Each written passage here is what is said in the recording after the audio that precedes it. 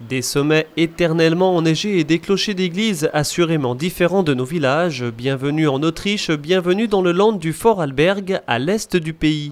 Un land visité en juillet 2011 par une trentaine d'élus et de professionnels vosgiens, une initiative du SCOT des Vosges centrales pour découvrir comment cette région est devenue en 30 ans une référence mondiale en matière de développement durable.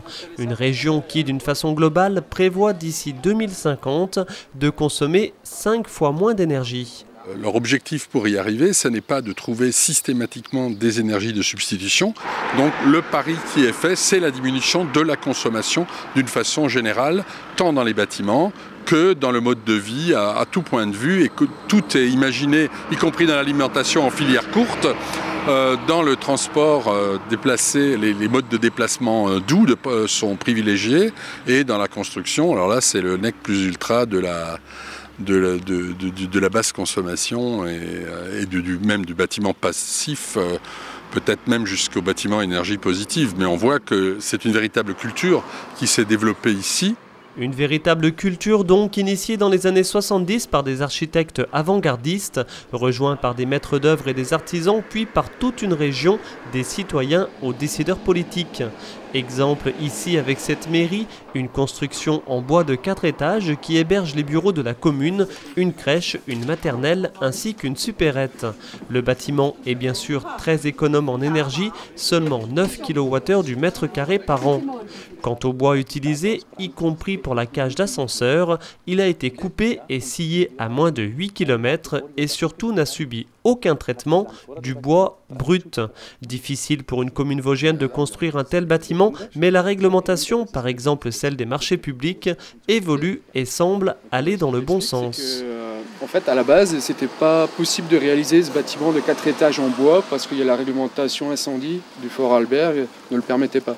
Et en fait, le Land a modifié la réglementation, et ce qui a permis de réaliser cette opération qui était donc une première.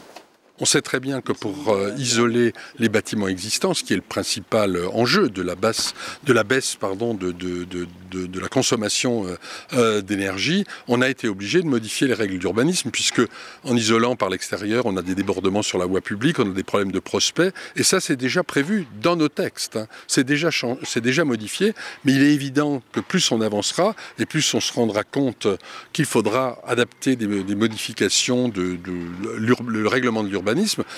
Ils l'ont fait ici, mais on l'a déjà fait en France et on continuera à le faire. Une évolution due notamment aux 2 Grenelles de l'environnement dans le Vorarlberg autrichien, une politique générale engagée depuis longtemps, une politique qui a surpris les visiteurs vosgiens. Un pays qu'on dit très conservateur, et puis en fait où on voit beaucoup de modernité dans l'urbanisme, des règles qui, je pense, sont beaucoup plus souples que chez nous, et ouais, voilà, une imagination dans le développement durable, quelque chose qui est complètement intégré par toutes les personnes, et je pense par toutes les strates de la population dans tous les milieux sociaux, et je pense qu'on a beaucoup à apprendre. Je m'interroge sur la manière dont ils s'y sont pris pour associer les citoyens. Parce qu'on sent ici une volonté commune de faire du développement durable. Je vais continuer à m'intéresser comment nos propres citoyens, on peut les associer efficacement à nos futurs projets.